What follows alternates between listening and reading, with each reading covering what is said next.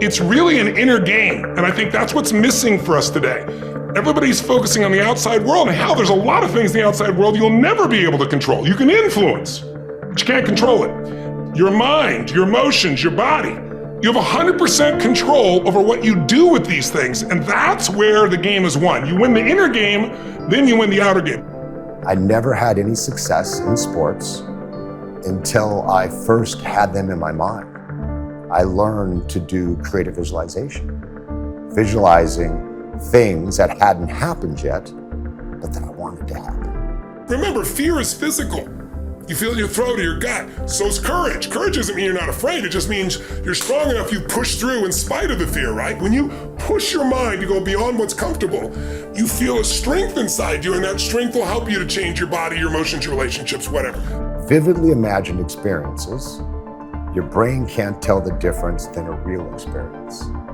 And that's how I first got into seeing my success. So I did a few hypnotherapy sessions with him. And that's when I started to use visualization, seeing myself be successful on the football field, seeing myself make the tackle.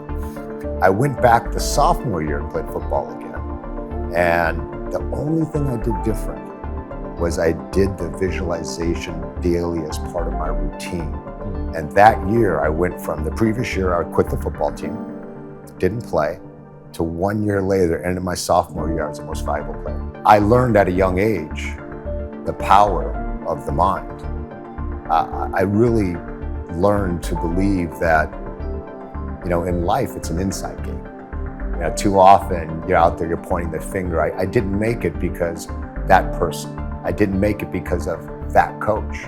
The reason you don't make it is because you do not have mastery and control of your emotions and your mental mind to get yourself to do the stuff you need to do to get the results. And that was my breakthrough moment, and that was my breakthrough tool. That would blow your mind how your brain is conditioned or primed by the environment, and how many people's brains live in fear. Most people just don't understand that you are being primed all the time, and unless you prime yourself, you're going to be primed by the environment. Leaders anticipate, losers react. If you can anticipate what's coming, you can really take advantage. If you wait till it hits you, you're in trouble. I saw myself on the football field, making the play, and I made it very sensorially aware. I was sacking the quarterback. I could smell the grass. I could look over and see my parents cheering. And I kept doing this work over and over again. And eventually my body caught up and I started to become a good football player. That psychological difference is the number one thing I work with people on, because unless you expand your identity, you're going to basically keep where you are. You might improve a little or not. You might go up and down a bit, but you're going to stay within a realm. If you're going to have an explosive breakthrough to another level, physically, mentally, financially, spiritually, then we got to not only give you the tools, we got to shift that internal sense of who you really are and have you find that you are more than anything that's ever happened to you, that you can handle whatever shows up, even if it's incredibly scary or uncomfortable. There is no secret. Yeah. Everyone, like I said, everyone's looking for a secret. I would have told myself that. Everyone's looking for a secret, for a shortcut. There are no secrets. Yeah. Just wake up every day and you do the damn work. And it's gonna suck. You're not gonna like it some days. But when you can learn to love the feeling of doing the work as much as you hate doing the work, you know what I mean? Yeah. If you can learn to love that feeling of accomplishment after doing the work as much as sometimes you hate doing the work, yeah. If you can connect those, that allows you to do the work. I tell my 12-year-old all the time, I said, just start. Just start. We get into these, he pushes back against me. He's a great soccer player. He pushes back, I said, hey, just get on the treadmill.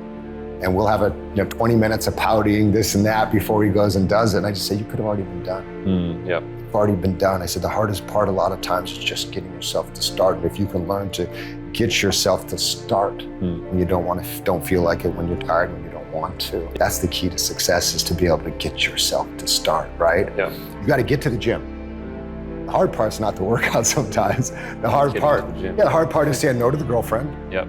The hard part is turning off the video game. Yeah. The hard part is turning off the football game. Yeah. The hard part is saying no to your friends who want to go to the beach.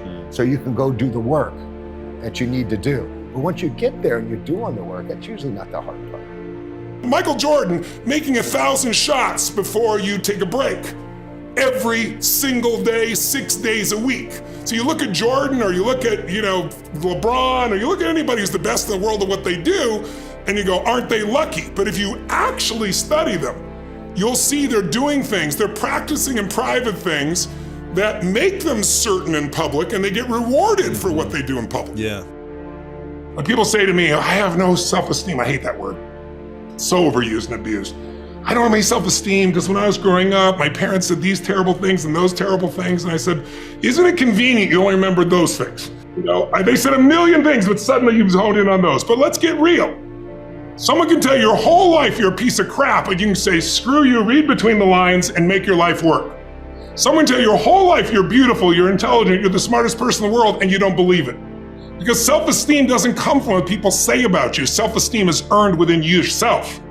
It's esteem for yourself, which only comes by doing things that are incredibly difficult, and then your brain goes, this is who I am. The thing about transformation is you have to do it. You've got to put in the work when nobody cares. Nobody cared if I practiced. Nobody cared if I worked out. I didn't have parents who are like, hey, Dan, you got to go to the gym. Oh, hey, Dan, go out and run some sprints. Nobody cared. If you want to transform, you have to do the work if nobody cares. There's only one person who has to care, and that's you. You've got to care, you've got to want it. And the reason I think is different for everybody to want it. Some comes out of pain. Some comes out of, I want to prove somebody wrong. And then I think some people just have that switch inside. The firewalk was, again, giving you an experience of something that seemed difficult or impossible, and then you get yourself to do it, and your brain goes, wait a second, if I could do that, what else can I get myself to do? That psychological shift is the most important shift that people can make. It's a shift in your identity. Most people's identity, their labels for themselves, who they think they are, has been based on their past and often many years ago. And so they don't update it. So the metaphor I'd give for identity is like, it's your comfort zone. It's not your goals.